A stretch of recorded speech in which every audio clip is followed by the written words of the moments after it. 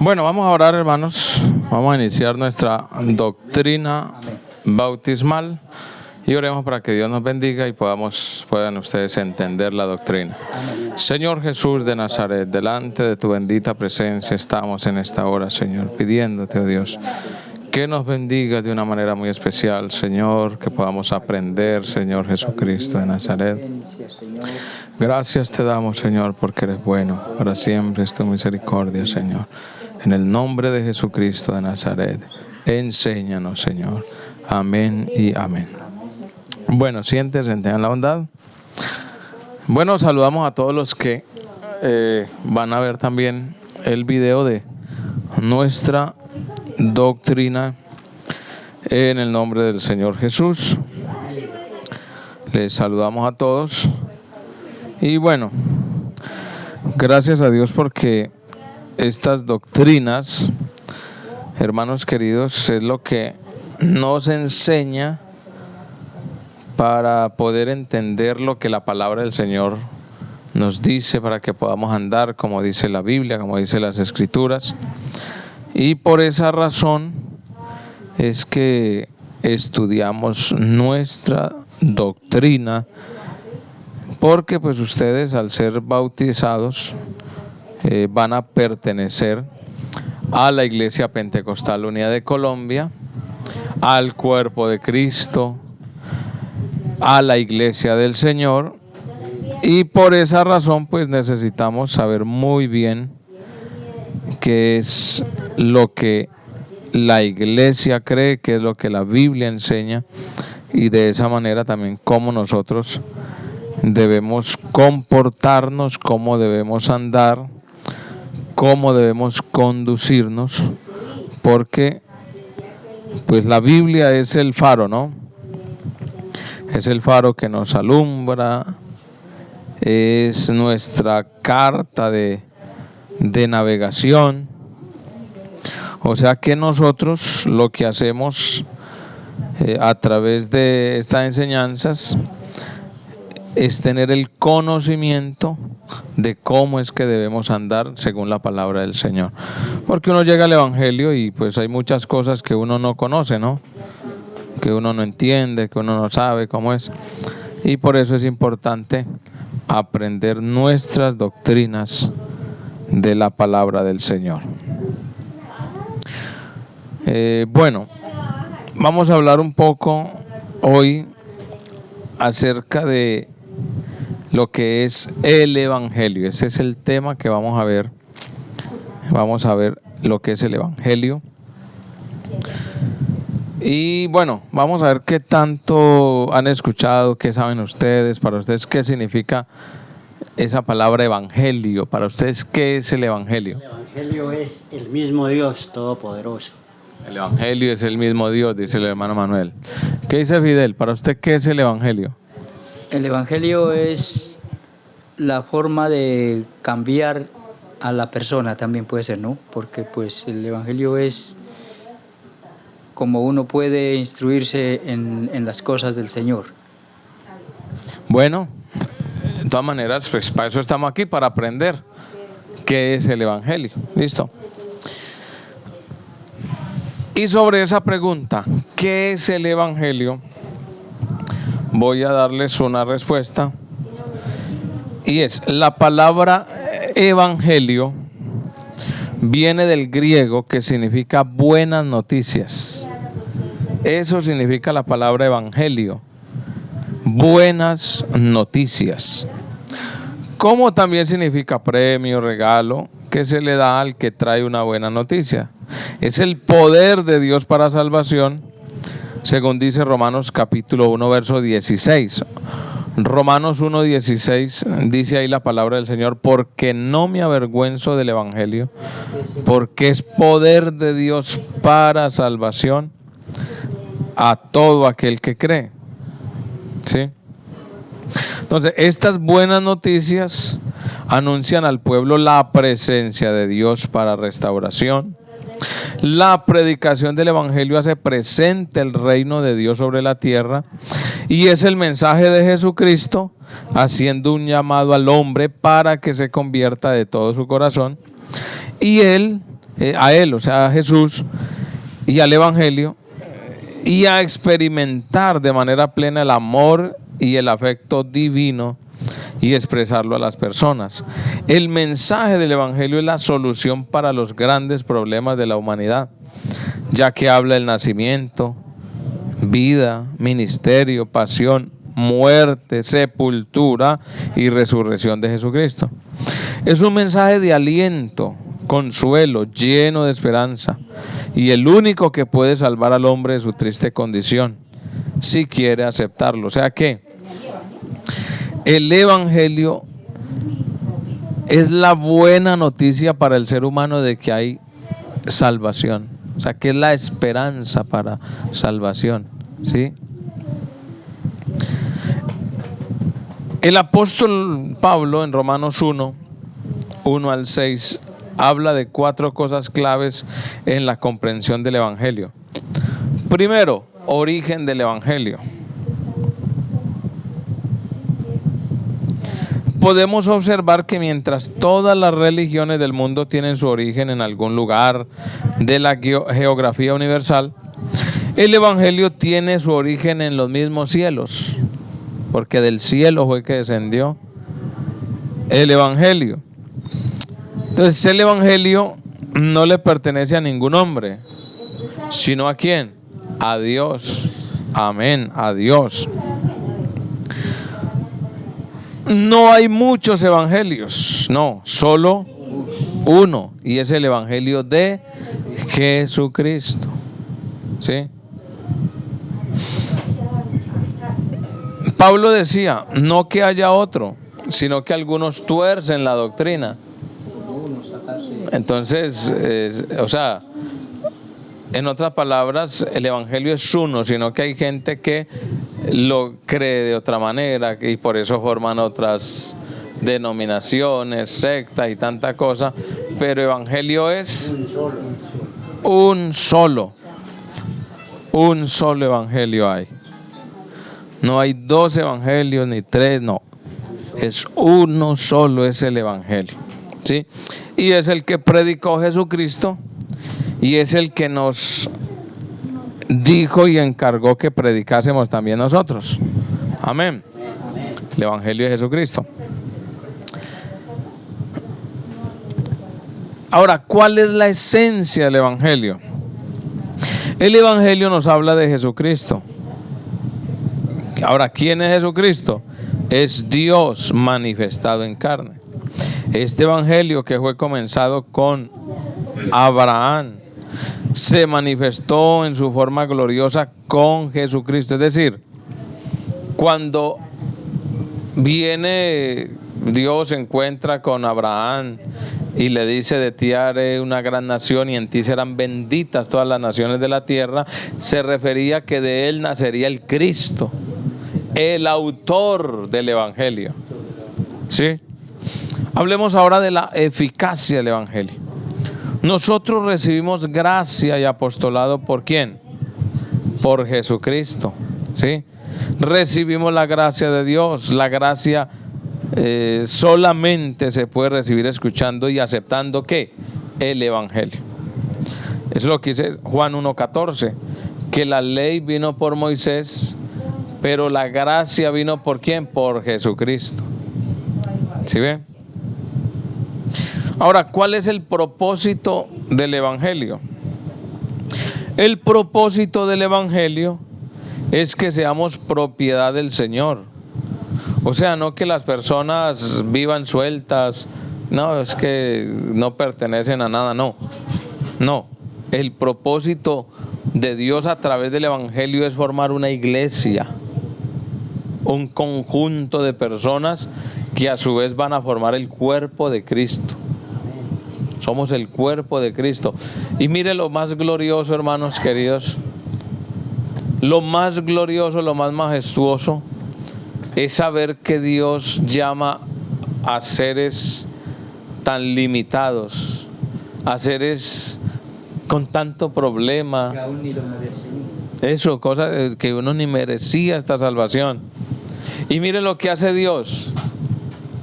poner esta salvación tan grande, este mensaje tan glorioso del Evangelio, que es un tesoro, dice el apóstol Pablo, depositarlo en vasos de barro. ¿Qué es un vaso de barro? Un vaso de barro es una vasija hecha de arcilla que en cualquier momento que se cae, se quiebra, ¿cierto? Ahora, ¿usted pondría una gran riqueza en un vaso de barro? Viendo que lo pueden sacar, robar. Cierto que la mayoría de gente cuando tiene una riqueza grande la meten en un banco, en una caja fuerte, en algo bien seguro, no en un algo de barro que se puede quebrar.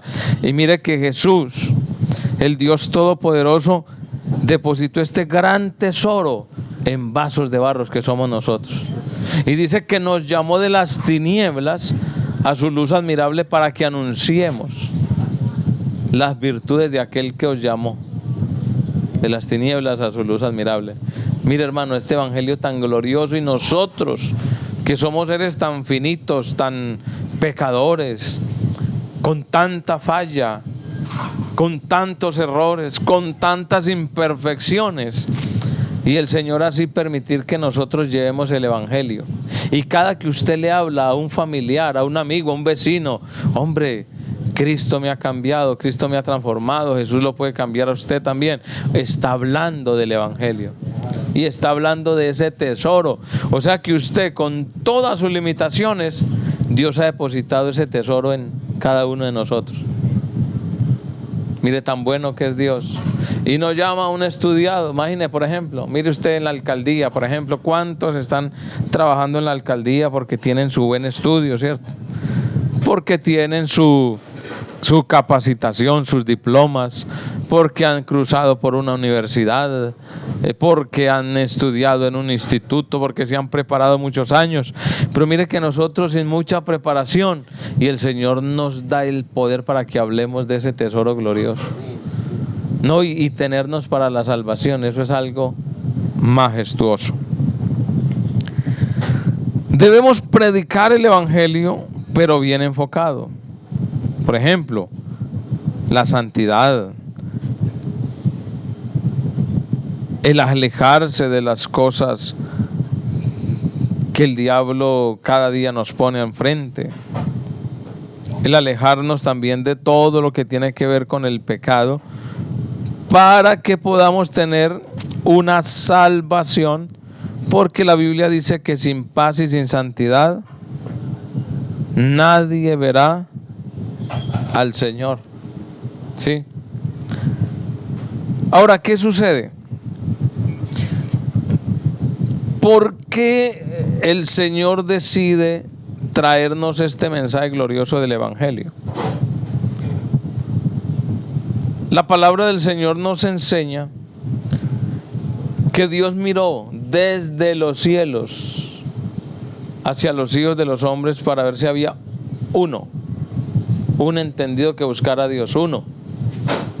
Y mire cuántos miles de personas, millones, y dice que no había ni uno solo. Isaías en el capítulo 53 dice que todos se habían descarriado, cada cual se apartó por su camino. Y dice el mismo Isaías desde el capítulo 1 verso 18 que solo había en el hombre hinchazón y podrida llaga. Eso era lo que había. Y oye, no solamente hinchazón y podrida llaga, sino que dice Isaías que desde la coronilla hasta la punta del pie no había nada sano. Eso dice Isaías. Entonces, ¿qué hizo Dios al ver que no había nadie y tenía ese propósito de salvar al hombre? ¿De qué? Del pecado, de la condenación, de la muerte eterna, del diablo quería salvarlo, del poder de la carne, de todo eso quería salvarnos. Y como no había nadie quien pudiera hacer ese trabajo porque todos se habían descarriado, dice Isaías que el Señor mismo dijo: yo mismo iré y los salvaré. Isaías 43:10 dice: vosotros sois mis testigos y mi siervo que yo escogí para que me conozcáis. ¿Quién es el siervo? Jesucristo. ¿Quién está hablando? Jehová. Y cuando dice, y el siervo Jesucristo, que yo escogí para que me conozcáis, ¿sabes? Para que conozcamos a Jehová. Para que creáis y entendáis que yo mismo soy. O sea que Jesucristo es el mismo Dios que hizo los cielos y la tierra. Para que me conozcáis, creáis y entendáis que yo mismo sois. Y que antes de mí no fue formado Dios, ni lo será después de mí. Y dice, yo Jehová, y no hay otro quien salve. ¿Sí ve? O sea que el único Salvador se llama Jesucristo, que es Dios manifestado en carne. ¿Qué era lo que al hombre lo tenía subyugado? ¿Qué era lo que al hombre lo tenía alejado de Dios? ¿Qué era lo que al hombre lo tenía apartado de la presencia de Dios? El pecado. Ahora, ¿qué es el pecado? Incluso podemos pecar en pensamiento, en palabra, en deseo, en obra. ¿En los sueños es pecado o no? No, porque eso es algo que usted no puede dominar. Porque usted no puede dominar. ¿Sí? Porque si usted sueña algo, pues usted no lo está premeditando. Ahora, usted puede venirle un pensamiento malo, ¿cierto? Lo malo no es solo que le venga el pensamiento, lo malo es cultivar ese pensamiento. Claro, cultivarlo. Es como el pajarito que está volando. Usted no puede evitar que un pajarito vuele por encima de su cabeza, pero sí puede evitar que haga nido, ¿cierto? Usted llega un pajarito en su cabeza y trae una ramita, ¿usted se deja? No, vaya haga nido en otra parte, ¿sí o no? Así mismo, usted puede pensar, pero ya se convierte en pecado, ¿cuándo?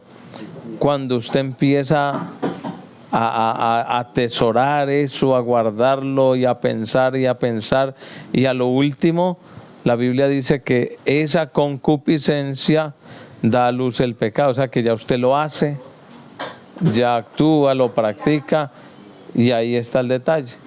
Y el pecado da a luz ¿qué? La muerte, porque la paga del pecado es muerte, mas la dádiva de Dios es vida eterna en Cristo Jesús, Señor nuestro. Manoider, cuénteme, ¿necesita? Hágale, tranquilo, mío. No, que me pregunté que bueno, el sábado, que es el día de la fiesta, ¿nos toca el culto a nosotros o lo organizan ustedes? Ese lo hacemos nosotros. Sí, listo, eso queríamos saber. Bueno. Nosotros, que tenemos concierto de día, mío. Bueno, señor, eso quería saber. Ok, bueno, señor.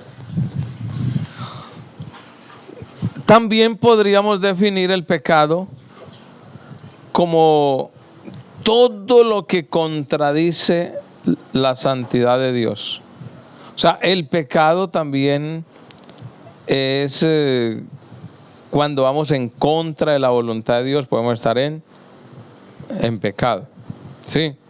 En otras palabras, cuando Dios nos dice, por ejemplo, no matarás y matas, es pecado porque va en contra de lo que Dios dice, ¿cierto?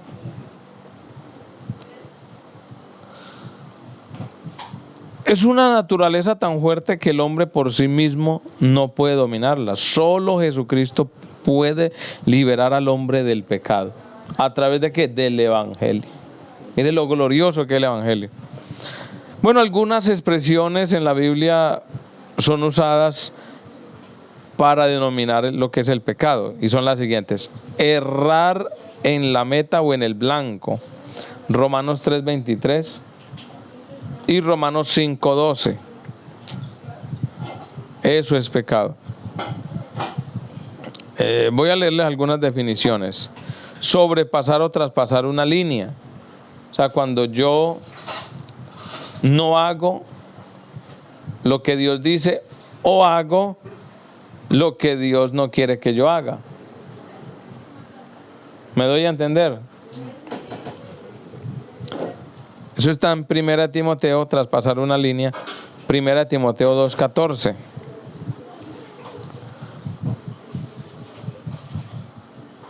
Tercero, desobedecer una voz o una orden. Hebreos 2, 2 y 3. O sea que cuando yo desobedezco a la palabra ya estoy en pecado. ¿Sí? 4. Caer donde uno debería haberse mantenido en pie. Gálatas 6:1. Ignorancia de lo que uno debería haber sabido. Hebreos 9:7. Disminución de aquello que debería haberse dado o rendido completamente. 1 Corintios 6, verso 7. Por ejemplo, en cuanto a lo que tiene que ver, mire, dice disminuir. La Biblia dice que el que le quitare a la palabra, Dios quitará en su nombre el libro de la vida. O sea que 1 Corintios 6, 7. 1 Corintios 6, 7. La no observancia de una ley, es decir, no practicar una ley. Si Dios nos dice hagan esto y uno no lo hace, también es pecado. Santiago 4, 17. Santiago 4, 17.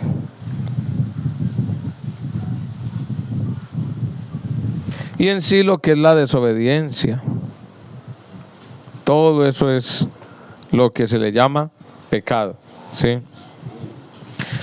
La pregunta es, ¿quién trajo el pecado? Adán y Eva. Ellos hicieron pecado. Adán y Eva, dice el hermano. Bueno, antes de hablar sobre el origen del pecado en la tierra, debemos tener muy en cuenta que el hombre y la mujer fueron creados a imagen y semejanza de Dios, ¿no? Génesis 1, 26 y 27. Pero también fueron creados con libre determinación, de tal manera que ellos eran responsables de sus propias decisiones. Después que el hombre fue puesto en el huerto del Edén junto con su compañera, él prefirió ¿qué? Desobedecer la orden de Dios al comer del árbol de la ciencia del bien y del mal. Génesis 3, 1 al 6. En vista de su pecado, ellos decidieron hacerse delantales con hojas de higuera para cubrir la desnudez, lo cual es símbolo de los inútiles esfuerzos humanos para agradar a Dios. Génesis 3:7. Debido a esto, Dios envió juicio a Adán y a Eva y los expulsó del jardín del Edén. Eso está en Génesis 3:14 al 24. La Sagrada Escritura es muy clara al declarar que el pecado de Adán pasó a todos los hombres y nos lo dejó como una amarga y dolorosa herencia. Romanos 5:12. De ahí que toda la humanidad se encuentra viviendo en pecado y por lo tanto está destituida de la gloria de Dios. De ahí surge una pregunta para todos. La pregunta es: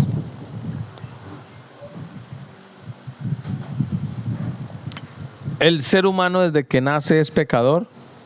Nace con el pecado. ¿O se hace pecador? Se hace pecado. Él nace con el pecado. Digo que se hace pecador.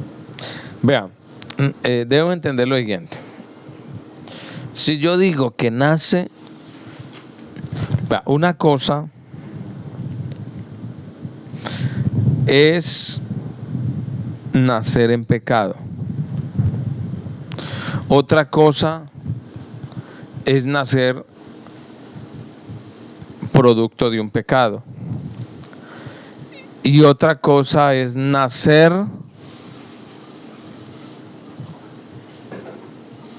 por decirlo así, con la herencia del pecado. Es muy diferente. ¿Por qué? Porque si yo digo que el ser humano nace siendo pecador ya desde que nace, entonces estarían ya destituidos de la gloria de Dios aún los bebés. Pero no es así.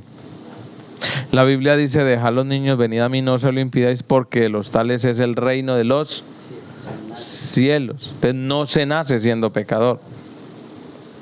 El pecado está en el mundo. ¿Sí? El pecado está en el mundo, sí, en los que lo practican. Pero un niño cuando nace no nace en pecado, nace inocente. Y Dios no condena al inocente. Dios condena al culpable, le hace el juicio y si es culpable tiene que pagar, y la paga del pecado es ¿qué? Muerte. Entonces nosotros tenemos que tener en cuenta eso, hermanos queridos. El ser humano cuando nace bajo, decirlo así, en el mundo, cuando nace, listo, tiene esa inclinación a hacer el mal, pero no significa que ya sea un pecador, porque la persona toma la decisión si quiere ser pecador o no. O sea que el niño va creciendo y cuando ya tiene uso de razón y sepa lo bueno y lo malo, él ya va a decidir si hace el pecado o no lo hace. ¿Sí ven? Entonces el ser pecador es una decisión, no una imposición, es una decisión. Por ejemplo, ustedes están acá,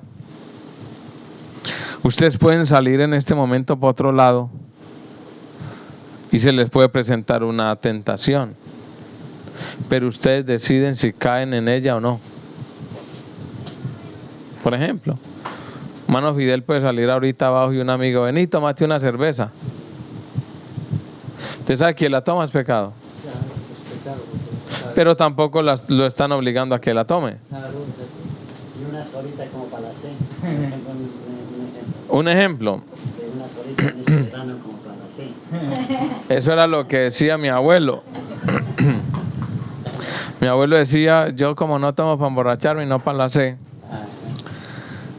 Hebreos capítulo 9, verso 4 creo que es. Espere antes de anotarlo. Lo voy a corroborar. Yo venía de 8 días de arrepentido y ahí ya estaba toda la gallada. Venga, Yo no me gustaba la cerveza. No. La aguardiente. Bueno, les voy a decir dónde lo dice.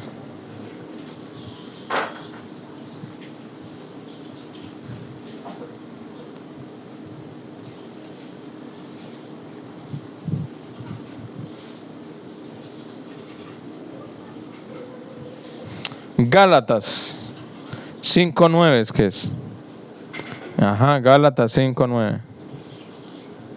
Y mire lo que dice: un poco de levadura leuda toda la masa. Claro, no hay que hacerlo.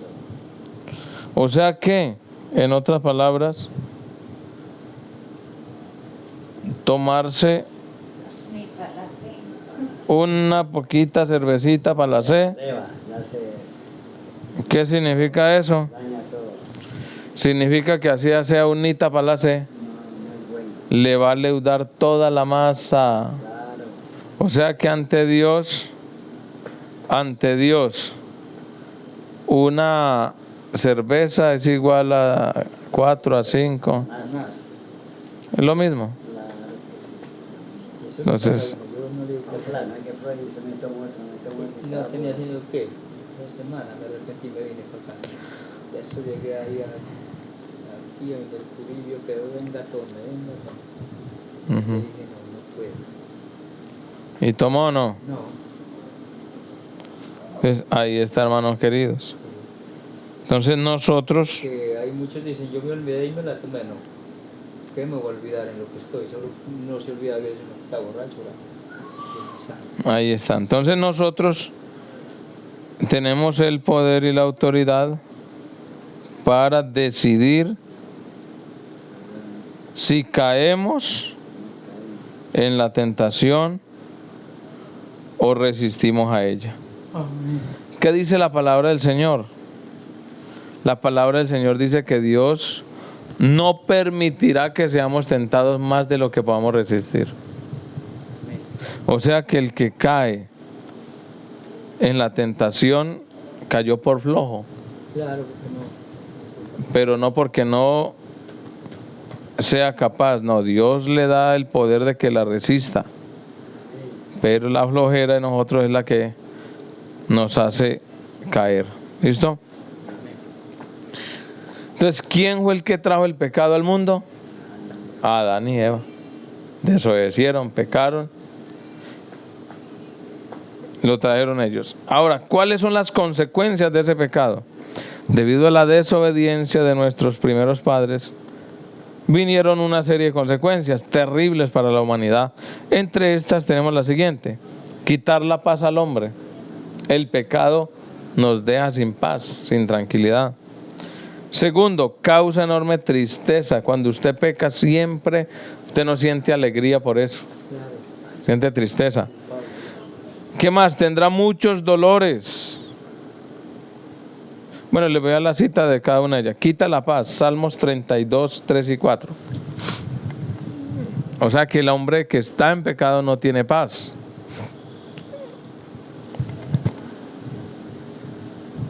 Segundo, causa enorme tristeza, Salmo 51. Ahí vemos a David humillado porque había pecado.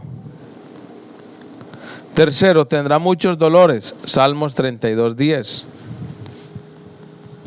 Salmos 32, 10 lo dice. Y causa la muerte, Romanos 3, 23. Causa la muerte, la paga del pecado es muerte, más la dádiva de Dios es vida eterna en Cristo Jesús, Señor nuestro. Entonces la solución divina al pecado es recibiendo el Evangelio, arrepintiéndose en el nombre de Jesús, bautizándose. ¿Y qué es arrepentimiento? Es sentir dolor inmenso y verdadero por el pecado que se ha cometido contra el Señor.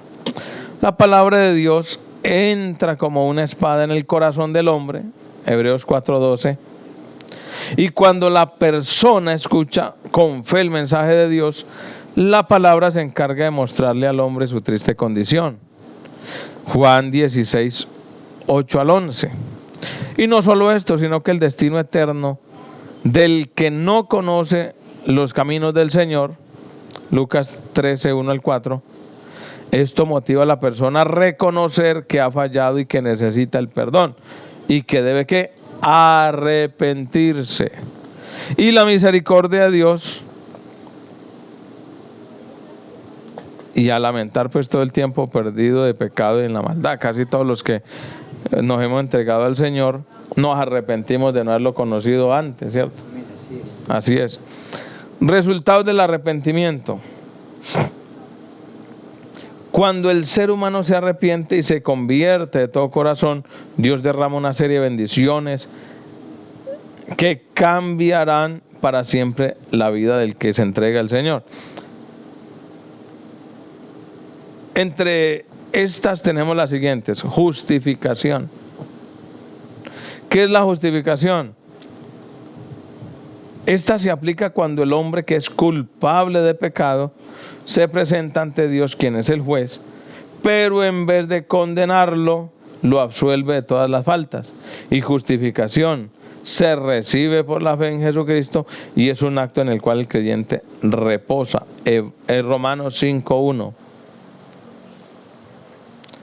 y 2 y 1 Corintios 6:11. O sea que el hombre no podrá descansar de sus pecados hasta que no se arrepienta, hasta que no se entregue al Señor y se bautice en el nombre de Jesús. Amén. Amén. Ahí el hombre descansará de su pecado y el Señor lo hará libre. Amén. Bueno, vamos a dejar hasta ahí la doctrina por hoy. Entre 8 días continuaremos con la ayuda del Señor.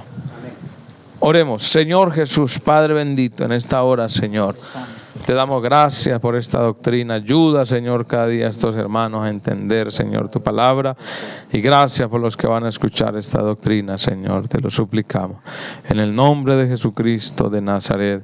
Amén y amén. Bueno, que el Señor les bendiga, mis amados. Mil bendiciones. Y los que están viendo el video, no se olviden dejar su like. Mil bendiciones para todos.